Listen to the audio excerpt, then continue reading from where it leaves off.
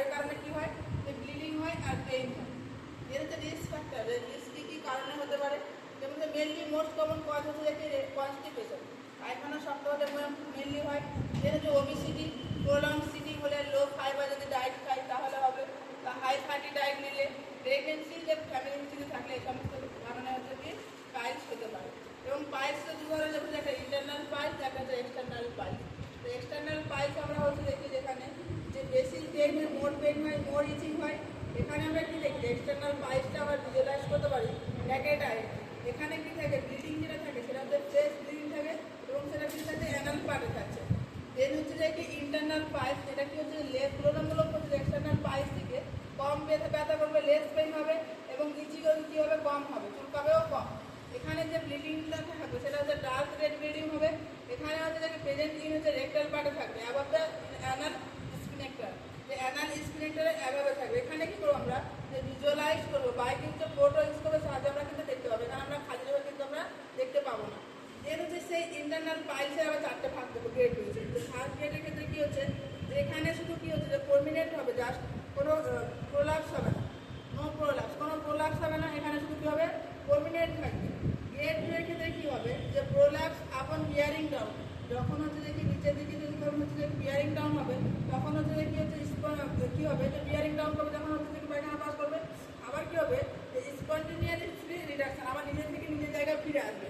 Grade 3 এর ক্ষেত্রে কি হবে, যে প্রোলাপস আপন বিয়ারিং ডাউন, যখন হচ্ছে পায়খানা পাস করবে তখন হচ্ছে নিজের প্রোলাপস হবে, কিন্তু এখানে আমরা কি করে দেখবো, যে ম্যানুয়ালি কিন্তু ম্যানুয়ালি করতে হবে, আমাদেরকে রিডাকশন করতে হবে, মানে আমাদের বাই হ্যান্ড রিডাকশন করতে হবে, নিজের জায়গায় থেকে নিজের থেকে ফিরে আসবে না।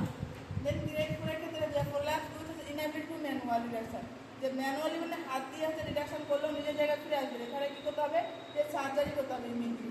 দেন হচ্ছে ম্যানেজমেন্ট অফ পাইলস, পাইলসকে আমরা কী জানি, যে মেনলি আমরা মোস্ট কমন কজ জানি কনস্টিপেশন, তাহলে আমরা সেখানে ম্যানেজমেন্ট করবো, তাহলে কী করবো, ডায়েটের আমরা মডিফিকেশন করবো, সেখানে ডায়েটের কী মডিফিকেশন করবো আমরা, যে হাই লিপিড ডায়েট দেবো, হাই ফাইবার পেশেন্টকে ডায়েট দেবো।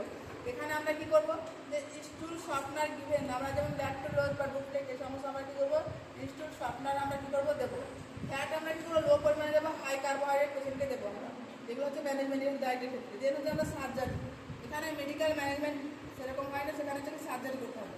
তো সার্জারির ক্ষেত্রে কী হচ্ছে, আমরা স্টেপলার প্রসিডিওর, তো স্টেপলার প্রসিডিওর সাহায্যে কী করা হয়, যে অ্যাবনর্মালি যে এখানে কী করা হয়, যে by the help of stapler type, মানে স্টেপলার দিয়ে কী করা হয়, যে অ্যাবনর্মালি যে গ্রোথ থাকে যে সেটা কী করা হয়, যে টাইট করে কী করা হয়, বেঁধে দেওয়া হয়।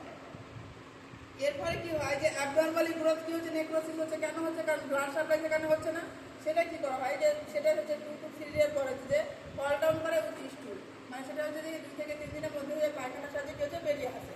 যেটা হচ্ছে লেসার সার্জারি, লেসার সার্জারি কী করা হয়, যে একটা ডেস্ট্রয় করা হয় অ্যাবনর্মাল গ্রোথ ভায়া কিসের, লেসারের সাহায্যে কী করা হয়, যে অ্যাবনর্মাল যে গ্রোথটা থাকে সেটা কী করা হয়, ডেস্ট্রয় করা হয়। যেটা হচ্ছে ক্রায়ো সার্জারি, ক্রায়ো সার্জারির সাহায্যে কী করা হয়, এখানে একটা লিকুইড হচ্ছে নাইট্রোজেন গ্যাস দেওয়া হয়, এটার ফলে কী হয়, ওর টেম্পারেচারটা থাকে -2°C, সেটা কী করে, যে ভেসো কনস্ট্রিকশন করে। আর আমরা যদি ভেসো কনস্ট্রিকশন হলে কী হবে, ব্লাড সাপ্লাই ডিক্রিজ হবে, ব্লাড সাপ্লাই ডিক্রিজ হলে সেই জায়গাটা কী হবে, যে নেক্রোসিস হবে, নেক্রোসিস হলে সেটা কী করবে, যে 2 থেকে 3 সপ্তাহ পর কী হবে, ফল ডাউন করবে, সেই যে অ্যাবনর্মাল গ্রোথ ছিল সেই সেলটা।